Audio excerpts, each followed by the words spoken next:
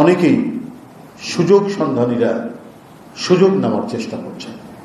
সামনে নির্বাচন, বিএনপির ভাবমূর্তিকে নষ্ট করা বা নানাবিধ কর্মকাণ্ডের জন্য একদিকে যেমন পলাতক দোসররা আছেন, ঠিক তেমনি ভাবে আরো দু একটি রাজনৈতিক দল তারা করছেন। এবং এই যে নিজেদেরটা আড়াল করে আর বানোয়ার দিয়ে কি বলে যে কাহিনী তৈরি করে, কল্পকাহিনী তৈরি করে বিএনপির বিরুদ্ধে অপপ্রচার, এটা হচ্ছে রাজনৈতিকভাবে যারা একেবারে অপসংস্কৃতি মধ্যে ভোগেন এবং ন্যূনতম যাদের কোনো রাজনৈতিক সভ্যতা বলে কিছু নেই, তারাই এই কাজগুলি করতে পারে। আরে আমাদের তো প্রকাশ্যেই যারা বিএনপির নামে বা কোনো অঙ্গ সংগঠনের নামে কোনো ধরনের অপরাধমূলক চাঁদাবাজি দখলবাজির সাথে জড়িত ঘুরি ঘুরি প্রকাশ্যে প্রতিদিন কাউকে না কাউকে বহিষ্কার করা হচ্ছে, কারো পদ স্থগিত করা হচ্ছে, শোকজ করা হচ্ছে, আজীবন বহিষ্কার করা হচ্ছে, এই ব্যাপারে তো কোনো দ্বিধা নেই।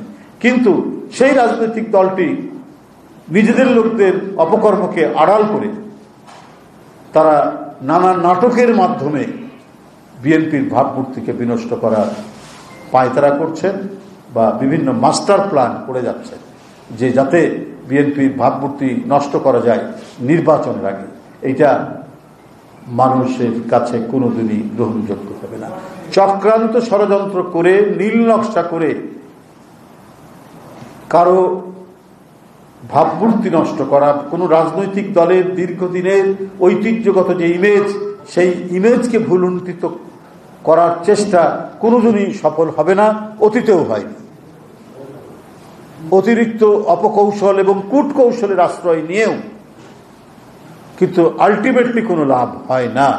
এটা অত্যন্ত প্রমাণিত এবং আমাদের বাংলাদেশের রাজনৈতিক ইতিহাসও প্রমাণিত যে একসাথে আন্দোলন করতে করতে এরশাদের বিরুদ্ধে করতে করতে হঠাৎ করে ডিগবাজি দিয়ে এরশাদের অধীনে চলে গেলেন, অথচ সবাই বলেছেন এরশাদের অধীনে নির্বাচন করব না। তো এটা তো মানুষ দেখেছে, আরো পরবর্তী বহু ঘটনা দেখেছে। কিন্তু এইসব মানে করা, কূটকৌশলের অবলম্বন করে বিভ্রান্ত করা, এটা অনৈতিক কাজ। সংগঠনগতভাবেই এটি একটি অনৈতিক কাজ, যেটা আমাদের এখানে অনেকেই, বাংলাদেশে এই মুহূর্তে অনেকেই করে যাচ্ছে। আমি এটা তীব্র নিন্দা প্রতিবাদ জানাচ্ছি।